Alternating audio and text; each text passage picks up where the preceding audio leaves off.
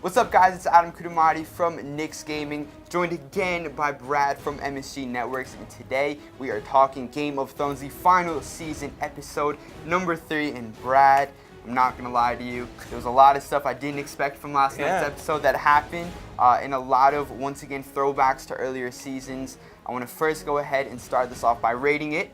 On my scale of Valyrian Steel Swords, I give it a 9. It wasn't as good as episode number 2, which was kind of the Last Supper episode that we talked about, but last night I thought did a really great job of kind of just capturing war in itself, right? Not like I would know what that's like, but it felt like that's what it would be like. So I don't know, I give it a 9. I totally agree. Great point, and I would actually give it a 9 too. I was almost thinking a little lower. But I think the main reason why I didn't want to, it was hard to give it a high score, is because there was so much hype, and it's hard to get to meet to what the expectations are. And I think it came pretty close. I mean, I think it was pretty unbelievable television. I mean, you can't, it was just amazing how they got all that in there and how they shot all that, and it was nice and long. It was 82 minutes, so much stuff going on. And yeah, I mean, I think that if we do start off just by talking about the episode, maybe the theatrics of it, the cinematics, it was a dark episode, right? And I don't necessarily mean like edgy or, you know, it's dark in two ways. Literally was dark. Yeah. And I don't know how you felt about that personally. I read up a little bit on it after the episode ended, and a lot of people were saying it's because they wanted to go for like a realistic feel. Yeah. I mean, we're in a world of dragons, so I don't know how realistic it could possibly get, but I do understand where they were coming from. There were moments where I thought I had like the wrong TV setting on, because I was like, I can't even see what's happening, you know? So I mean. Totally 100% agree with you. Like, I think it was really bold by the makers of the show to go to that approach, to shoot it at night, which back in, I think it was season 5, they shot, you know, the battle at Castle Black at night, and it was kind of similar, but really bold to go that dark. And with like the lighting and everything, how it was, like, I totally agree with you. I read a lot on Twitter about that, how you really couldn't see, you actually couldn't see what was going on, which was cool in a way, because it's like if you were there, like we talked about last week, it's like they want to get you, they want to put you in the feel that you're actually there, and like you did. You felt like if you're in a battle at night and there's this zombies coming at you and it's pitch black, this is what it would do. This is what it would look like. Definitely a couple spots that I thought maybe were a little too dark, that you couldn't see what was going on. But I mean, that was a little gripe I had with the actual battle scenes. But I mean, the battles were amazing. It was just crazy, all the stuff that was going on. No, I totally agree. And I mean, I think that, there were moments where, you know, we'd see Brienne, you kind of just hear the sword, right? You wouldn't even see what she was doing. There were moments where Jon was on the dragon up in the air, and I had no, like, I literally was clueless. I was like, is that the ice dragon that he's fighting? Is that Daenerys on hers? It's like, I literally had no idea. I thought it was cool, though, in the beginning, how Melisandre kind of just came out of nowhere, did her Lord of Light thing, her little, you know, whatever saying she had, and all the swords of the Dothraki lit up in fire and flames. Speaking of which, I think they all died. I mean, like, they kind of just ran out there. 20,000 Dothraki going out there. And I mean, first of all, the plan was crazy, I thought. Initially last week, they were like, the dragons are going to take care of a lot of the ground troops, which you don't even know where they are because it's pitch black what's going on. Why did they run? Why did they go out there? Why were we on the offensive? Like, I thought we're defending here. So what's happening? Dothraki running out there, and they get destroyed in like 30 seconds. Literally. If I'm that, I mean, that was a cool shot, though, how the swords, all the fire all burned up. Well, we've kind of reached that part in this episode, and you know, I kind of have this question that I've been building up. What do we say to the God of Death? Not today. And that's what Arya Stark had to say to all that, coming through as like the main hero. What do you got about that? It, man? I mean, I just thought it was the perfect way for someone to finally get rid of the Night King. We saw Daenerys try with her Dracarys, and that clearly didn't work, but Arya coming in so clutch at the end. Brad, when I tell you that the whole slow-mo buildup of the Night King going up to Bran, I really thought that was it. Like, there was no chance someone was coming out. It comes out of nowhere. I mean, you know, it was funny because they cut to one of the other, I guess, Night Lords, or what do you call them? The White Walkers, right? And then his hair had kind of like felt this breeze. Oh, yeah, and I was like, wait, like, what's like, I mean, the fact that they cut to him, right, is like something. I guess she got past him by the time he turned around.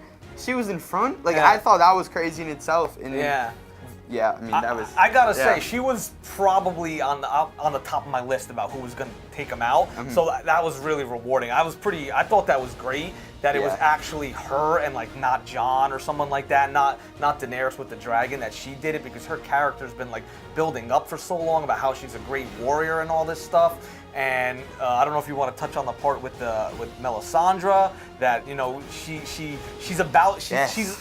Arya's about to get killed somewhere in Winterfell, and she barely makes it out with the help of the Hound and Beric Dondarrion. Right. Who Beric then finally he gets killed, and he was brought back to life like 8 or 7 or 8 times by the Lord of Light, and he keeps saying, like in the earlier episodes, I was brought back for the Lord of Light for some reason, and then Melisandre tells him the purpose. Yeah. I mean, I thought that was unreal, and I didn't expect it. I don't know. There's so much context that goes into these later episodes in the show that you kind of forget what goes on earlier in the show, and then you remember moments when people bring it up on Twitter of like Melisandre talking to Arya earlier, and she kind of foreshadows what's going to happen. She says you're going to kill a lot of people with blue eyes, brown eyes, and green eyes. I mean, who thought the blue eyes would mean the Night King, right? Or all, you know what I mean? So, I mean, I thought that was just crazy. And then they did have a moment at the end where Melisandre did catch up to Arya, and Arya had just gone out from the Hound, and then she was like, what do we say to the God of Death? And she said, not today. And Arya, it's crazy how that kind of just clicked for Arya.